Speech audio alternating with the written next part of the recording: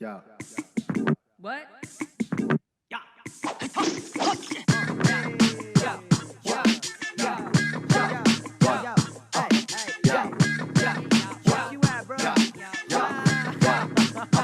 Yeah, the whole crew styling when we step out of the car. Bouncers lift the rope and the crowd goes off. 20 shots to the table, we don't even hit the bar.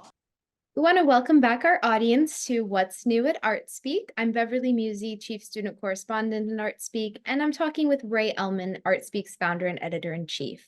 Today we'll be discussing our soon-to-be-published video conversation with a man who calls himself the father of digital art, Laurence Gartel.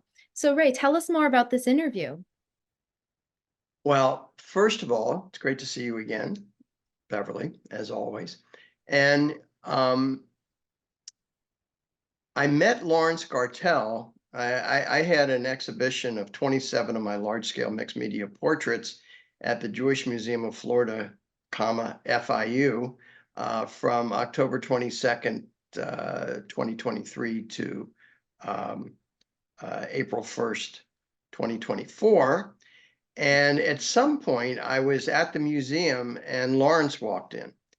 And Laurence is, it's impossible not to notice him. He's got flowing, long gray hair. He usually wears some sort of tinted eyeglasses. He usually has some sort of colorful outfit on that you can't help but be drawn to.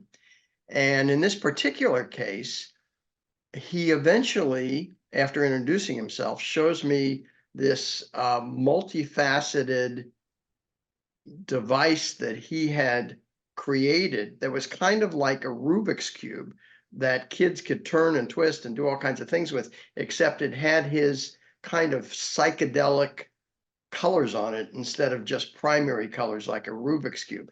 And he started taking this thing apart and twisting it and doing it as a bracelet and doing it various things with it. And he told me it's being sold on Amazon and in Walmart and all the major outlets for products for kids, except it's much more educational. So that's how I first met him. And then when we started talking, I realized, wow, I really want to interview this guy. So one of his claims, which turns out to be true, is that he could be considered the father of digital art. And back in the 1970s, before people had personal computers, he was trying to create images on a computer monitor, and then he would take a conventional photograph of that and call that image that he printed the art. And so the result was that if, let's say, the art was pixelated in any kind of way, or the image was pixelated because it was black and white early imagery, and he shows those images in our video interview, he actually makes the disadvantages, the pixelation, the art. So he converts what today we'd say was bad about a digital image. He converts it into something that becomes much more of an abstract art object. And during the course of our interview, he talks about a variety of things, like how he taught Andy Warhol how to use a computer to make an album cover for Blondie. He talks about he was contracted to create a advertisement for Absolute Vodka. And there was a time, I don't know if they're still doing it or not, where there was the shape of the bottle, and a lot of times it was on the back cover of a magazine, and it would be called Absolute, let's say, Warhol. When in this case, it's Absolute Gartel, and it ran for 10 years on a variety of magazines. He said, I think he threw out a number, it's been printed on 350,000 or a million maybe pieces of paper because of all the magazines it's been on over a 10-year period. So the opportunity to see the ad is off the charts. He's also put images on cars of all kinds, especially fancy cars like Ferraris. I don't know if a Ferrari is one of them, but it's that kind of quality car. And he's had museum shows. When he talks about his introduction into digital art, one of the first people he hooked up with was the super well-known pioneer of digital art, another pioneer of digital art, Namjoon Pike, who was at MIT Media Lab, I think, for quite a while, and actually worked with another person I've interviewed, Francis Olszewski, who's an old friend who was one of the inventors of the computer graphics industry, as well as a super photographer. So there are all these connections with Laurence, and he lives in the Fort Lauderdale area. We even have a connection where we both had the experience of ending something that we thought was going to happen because of something that happened to Robert Mapplethorpe.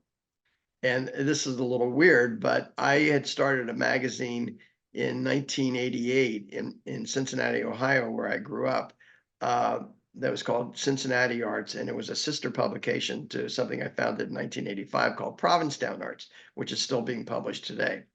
And so my first edition of Cincinnati Arts had the artist Jim Dine on the cover, and then the second edition had the dancer Suzanne Farrell on the cover, who was Balanchine's primary muse.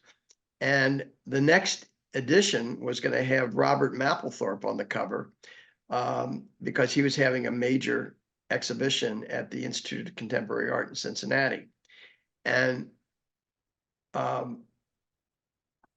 the Vice Squad busted the exhibition, and it didn't happen because Mapplethorpe was known for photographing male nudes and photographing young boys. And so the Vice Squad busted it, and I thought, yeah, I think I'm done with this magazine in Cincinnati because, among other things, my son had been born that year in 1989, and I thought I had too many balls in the air, so I stopped doing it. So I asked Laurence Gartel, what brought you to live in Fort Lauderdale? And he said, well, I was going to have an exhibition at the Institute of Contemporary Art right after Robert Mapplethorpe. And he had, the same thing happened to him. And he said the curator who had curated his show either quit or was fired. And she said to him, what do you want to do? And he said, well, I'll follow you wherever you go. And she said, well, I'm going to Fort Lauderdale.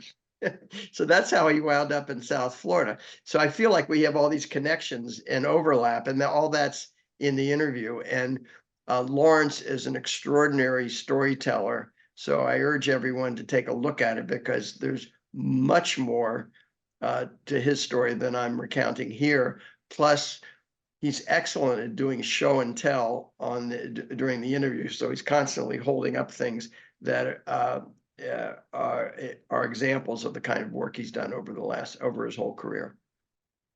Awesome. Well, I can't wait to see the interview, and thank you so much for sharing about it. We can't wait. Well, it's always a joy to talk with you, Beverly, and I look forward to the next time. Thank you.